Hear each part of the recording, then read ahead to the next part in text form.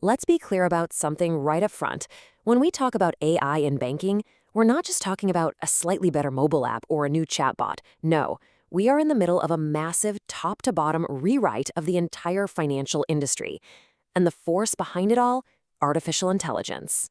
This isn't just about adding some cool new features. The changes happening right now are creating this deep, fundamental divide. And it makes you wonder, is the bank you use built to survive this AI revolution, or is it on its way to becoming a museum piece?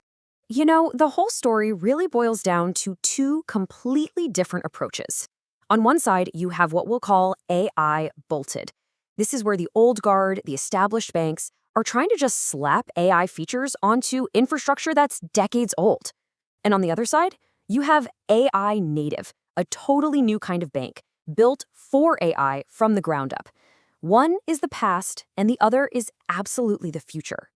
So to really get why this is such a big deal, we need to look at the huge architectural gap that's basically splitting the industry in two.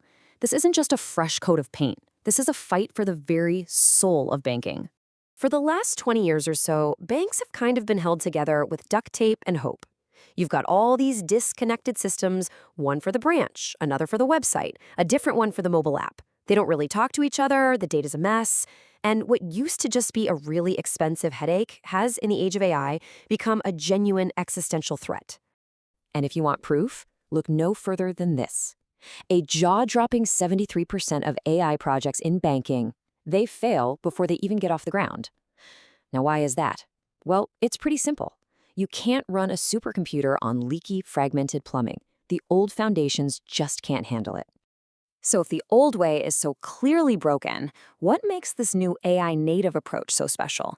Let's pop the hood and really see what this new kind of banking operating system is all about.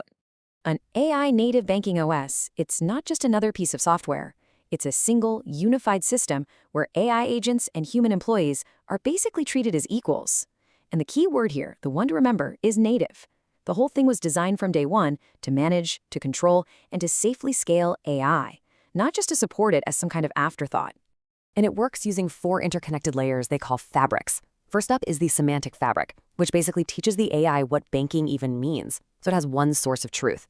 Then you've got the process fabric, which acts like a traffic cop, making sure the AI's actions always follow the strict rules of compliance. The frontline fabric is all about security, making sure an AI agent has the exact same permissions as a human banker. And finally, the integration fabric is the bridge that connects this powerful new brain to all the bank's older systems.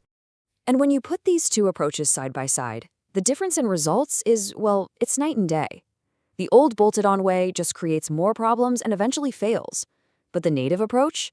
It actually compounds in value, delivering a 3 to 5 times higher return on investment because it's built to work in the real world. Now, this new architecture unlocks something truly revolutionary. AI that doesn't just answer questions, but can actually think and act on its own. We're talking about the rise of autonomous AI agents. So what in the world is agentic AI? Well, unlike a chatbot that just waits for you to ask it something, these are goal-oriented systems.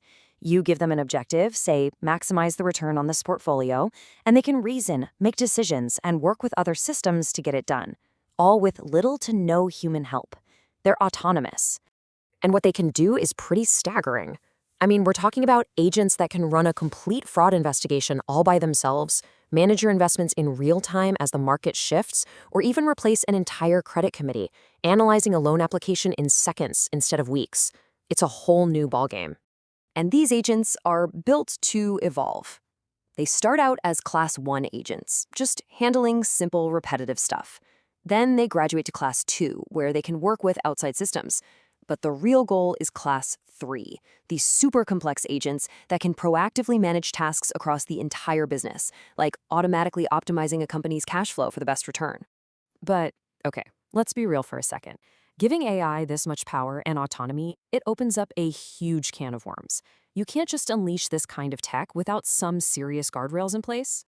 And you better believe regulators are stepping in.